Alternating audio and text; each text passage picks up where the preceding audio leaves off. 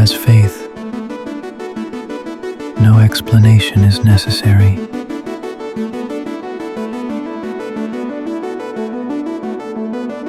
To one without faith, no explanation is possible.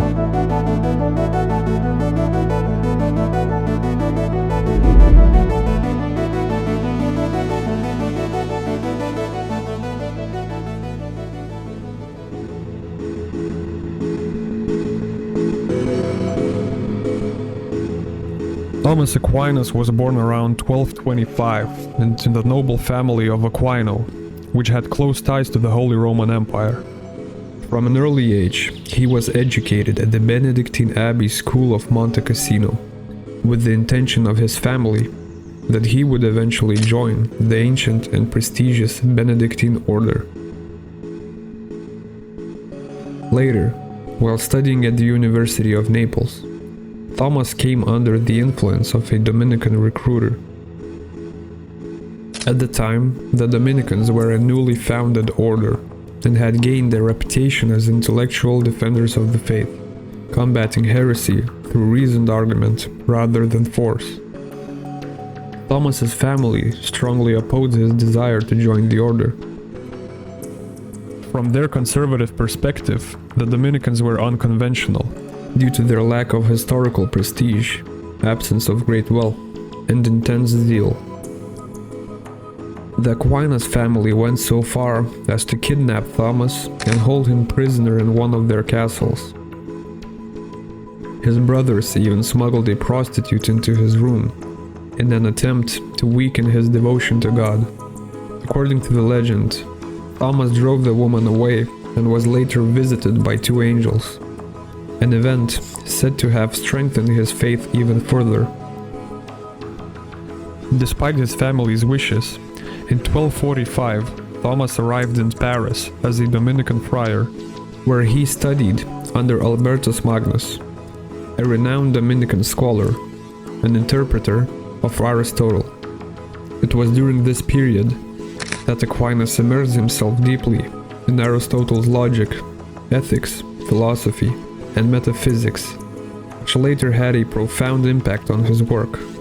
He became convinced that the Christian faith could be enriched and clarified through philosophical reason. When Albertus was sent to establish a new studium in Cologne, Thomas accompanied him and soon began his own teaching career there. Among his colleagues, Aquinas was nicknamed the Dumb Ox because of his quiet demeanor and large physical stature. In response, Albertus famously remarked, "You call him the dumb ox, but his bellowing will one day be heard throughout the world." Although Aquinas was indeed a man of few words, he more than compensated for this with the immense volume and depth of his writings. By 1252, Albertus nominated Aquinas to pursue the higher degree of Master of Theology in Paris. After 4 years of study, Thomas received his doctorate and became Master of Theology at the University of Paris. An unusually young age for such a rank, he spent the following 3 years preaching, lecturing on scripture, and presiding over theological disputations.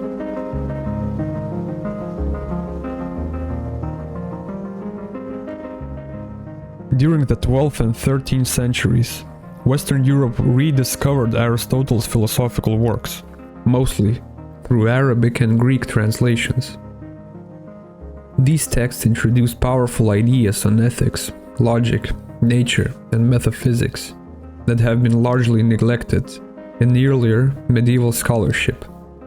A major point of tension where Aristotle's views and Christian theology conflicted was that Aristotle claimed that the world is eternal, which seemed to contradict the Christian dogma of creation out of nothing.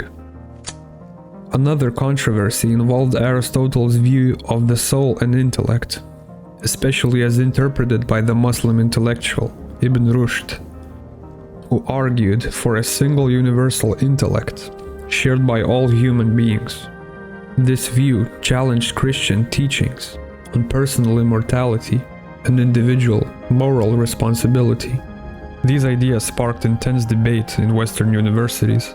Many theologians believed that Aristotle's philosophy placed too much trust in human reason and threatened divine revelation.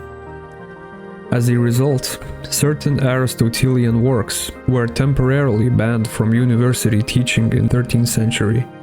After 1259, Aquinas returned to Italy, teaching and writing in Dominican houses. He spent most of the next decade composing his two great theological summae, while also lecturing and engaging in disputations. In 1268, he was again summoned to Paris to help mediate controversies over Aristotle's teachings. In this period, he wrote shorter treatises to clarify issues.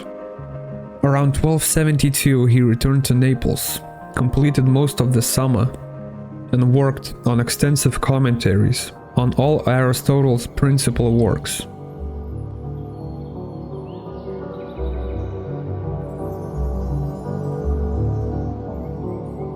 St. Thomas Aquinas is best known for integrating Aristotle's philosophy into Christian theology.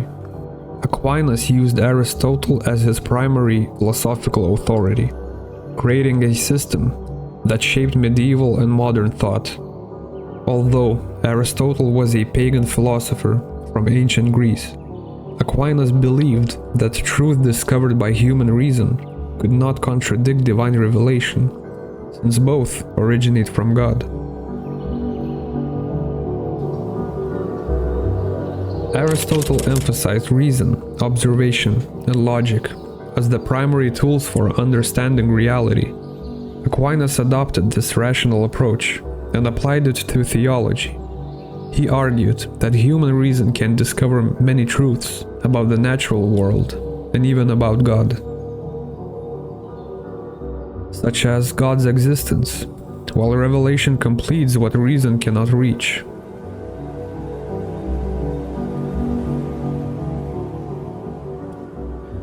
Aquinas embraced Aristotle's concept of hylomorphism, which teaches that all physical things are composed of matter, what something is made of, and form, what makes it what it is. Aquinas applied this to Christian doctrine, especially in his teachings that the human soul is the form of the body, uniting body and soul into one substance.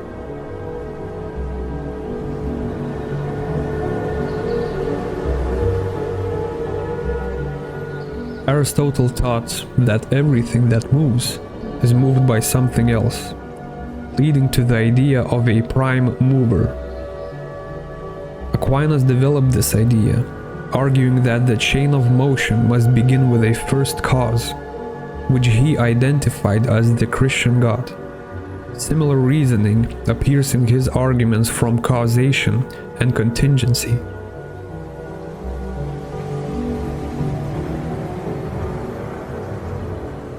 Aristotle believed that the goal of human life is eudaimonia, achieved through virtue. Aquinas adopted this ethical framework, but transformed it by teaching that true and complete happiness is found in union with God.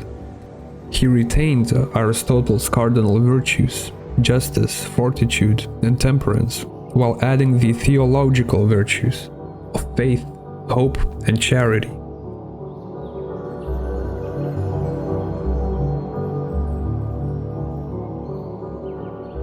Aquinas expanded Aristotle's ethical thought into a full theory of natural law.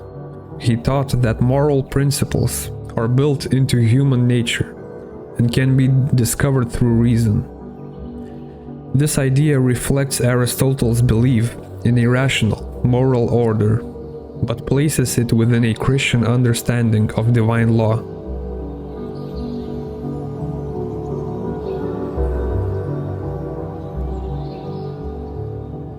While Aristotle relied solely on philosophy, Aquinas clearly distinguished between faith and reason.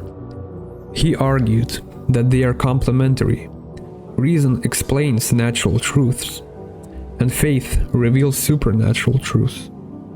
Aristotle provided the philosophical tools. Christianity provided the revealed content.